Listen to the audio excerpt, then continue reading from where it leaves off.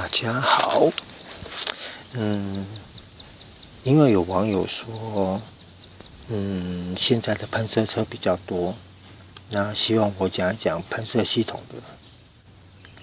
像化油汽车，它基本上是使用化油器作为供油的一个方式。那喷射车就是它是用喷射系统，做供应燃油的方式。那这样讲，可能很多人说废话有讲跟没讲一样。但是其实说实在话，如果你骑过化油汽车，然后转换到应该这样讲，如果你仔细去比对化油器跟喷射系统的节气门两个构造去看的话，应该会发现它其实算是有点大同小异。那我必须先声明，因为我目前骑的还是化油汽车，我目前骑过的喷射车都是可能朋友的车或跟朋友借的，所以我没办法说像很多人他们可以很明确的去指出说什么车型的喷射系统会有什么毛病，会有什么通病。那而且目前就我所知，各家厂牌使用的喷射系统都不太一样。喷射系统的节气门应该这样讲，它的节流法、节气门这种东西，它每家牌子不一样，然后所以变成说它可能会产生的问题点也都不一样，但是构造上是都大同小异，可能差别在于说它的一些sensor 的位置跟它的摆放跟它样子。那我只能做很基本的它的原理大概应该这样讲它的原理好了。那这一颗是 Mikuni 的，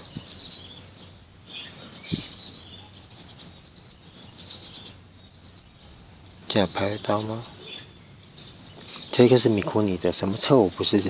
很确定。那进站的汽油帮浦它也是 Mikuni 的，所以我这样讲好了，以这样子，如果以摆放在车上的位置的话，它是这样子，这样看得出来吗？它是取代它这样子。好，那我大致的就是以喷射系统的构造跟大家解释一下，为什么我会说其实它跟化油汽车它大致的原理是大同小异。你看像这里面这边有个小黑点，小黑的凸起物，那个点它应该是它的类似空气流量计这种东西。应该怎么说？它这一颗看得出来嘛？它有接到这里面，它这边它会有个 sensor， 一个侦测器，它会去测量它的流速，它的作用有点像是化油器的负压膜。因为我们节气门开启的时候，流速改变，然后空气流量计它去侦测到流速增加以后，它会通知喷油嘴喷多一点油。那就像化油汽车一样，当我们节气门开启的时候，是不是负压膜就会往上抬升，然后就直接增加供油量，一样的意思。它的作用原理是一样，只是变成说它是电子式的，然后化油器还是机械式的。其实如果要说化油汽车跟喷射系统的车，应该怎么讲？化油汽车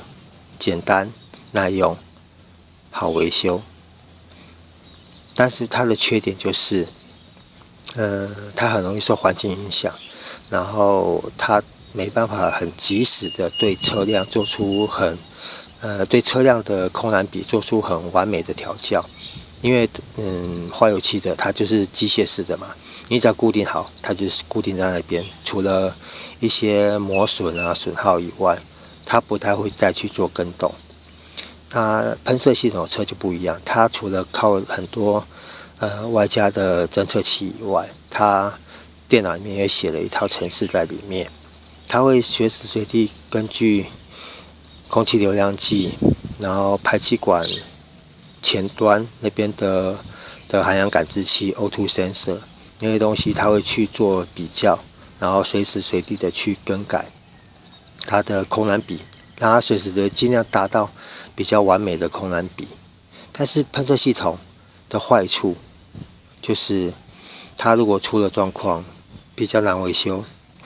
然后它的耗材也比较多。其实像可能 sensor 会脏，其实你看里面，它里面有个那个它的流量计后面有个洞，它那个洞就是在这一条，在这一条以后过来这边，然后再过来这边，再上到这边，大家看得出来吗？这边有一个洞，那个应该是它的这颗怠速马达的控制，这个应该是空气流量计而已，然后这个是它的一个怠速马达。因为旁通管多半在喷射系统上面都是做随时随地做怠速调整使用的，那这个就是空气流量计。刚刚讲到，如果喷射系统的话，就是变成说，它如果出了状况，一般人可能很难处理，甚至我是有看一些人拍过影片，就是说可以拆下来清洁。但是像里面有一些类似碳刷的东西，那个接触点，它那个电路板上面它都是那个，它有一层碳的，那个叫什么东西啊？有点像印刷电路板，但是它的印刷是碳，它那个碳条，它那个如果刮完的话，那个就没有用了。它有点像那个机车油表的那个浮筒那个感应器一样。它那个如果刮断了就没有用了。还有就是，因为我刚刚讲，我目前还不是骑喷射系统的车，其实摩托车的喷射系统跟汽车是大同小异啦。那唯一的差别点可能就是在于说它的大小，然后可能精密度，然后一些 sensor 的摆放位置以外，最大的不同点就是应该这么说好了。其实花油汽车也一样啊。其实机车喷射系统最大的问题点就是在于说，它的那个废气回收管，它是直接进到空滤盒里面，然后再直接进去。像如果汽车的话，汽车它的废气回收管，它可能就直接插在节气门之后。然后机车是插在节气门之前，所以这一个点变成说，节气门喷射系统的节气门很容易脏，因为你看，如果像花油汽车的话，它虽然废油气进来，但是它中间那边直接就会有喷油在清洗。其实你看，像这颗也很脏。它可能就是废油气从这边进去以后，废油气过来，然后直接污染了它的空气流量计跟那个旁通管路里面，就导致里面脏污，可能怠速马达卡住，或者说它的流量变得很小，然后导致你的怠速马达会一直作动，久了可能怠速马达就出问题了。那以我所知的话，喷射系统的节气门，可以清洗，但是我是建议你们在清洗的时候，尽量是放这样子，尽量让它的一些插电的一些 sensor 朝上，然后你不要，我是建议买那个泡沫状的，然后尽量不要说直接往孔里面插进去喷，你就大概喷，让它膨胀以后，自己去把里面的脏污咬掉。因为你如果用如果说是像那个喷射状的，如果是液体那一种，你可能你对准那个缝，假设对准那个空气流量计那个缝，你这样子用力喷下去，它可能直接都喷到里面去，有可能会毁损到里面。因为每家厂牌不一样，打开以后看，它可能会有做基础的防水啊那些东西，但是毕竟化学药品，你这样子清洗的话，你拿那种液体的喷射，你直接灌的，你直接朝着它喷，它很有可能会喷到里面去。所以我是建议，如果你们要洗喷射系统的节气门的话，尽量用那个有点像泡沫状的一种，然后重点就是尽量让把 sensor 往上朝上，这样子放置。你就这边喷完，这边喷完，然后节气门搬一搬，摇一摇，大概的喷一下。喷完以后，其实你可以拿个东西卡在这边，让节气门都保持开启。有吗？节气门保持开启以后，你的那个泡沫清洗剂喷进去以后，它就会开始咬，然后就这样放着。然后大概喷个2-3次吧。如果真的很多脏污很严重的话，拿个棉花棒擦拭一下，让它擦干净。大概就是这样子啦。然后再来就是因为喷射系统的摩托车，它现在摩托车很多油箱都是在脚踏垫下面。其实不管说它的油箱在哪里啦，喷射系统的车，它的燃油供应都是靠汽油帮浦。像汽车的话，我是一直建议，开车的朋友尽量不要让油箱的油面过低，因为你油箱的油面过低的话，你可能会导致汽油帮浦整个暴露在空气中，因为油箱里面的汽油帮浦是靠汽油冷却，尤其像摩托车，其实像汽车的话，它可能比较大颗。那而且汽车除非你是在比赛啦，一般说的话，基本上开车它的油面摇晃程度不会那么大。但是以摩托车来讲，你可能一下要转弯，一下要刹车，然后油箱又小又窄，就变成说你的油面如果长时间过低的话，你很容易导致它的汽油帮暴露在空气中的时间增加。那它一没有泡在汽油里面的话，它的散热效果就会变很差。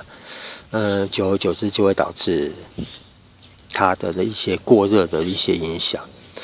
不能说这是绝对，但是我是觉得这个有它的几率存在啦。然后再来就是加油的话，尽量找指引的，大概汽油的赏味期间。有效期限就是2个月到3个月，就大概就2个月啦。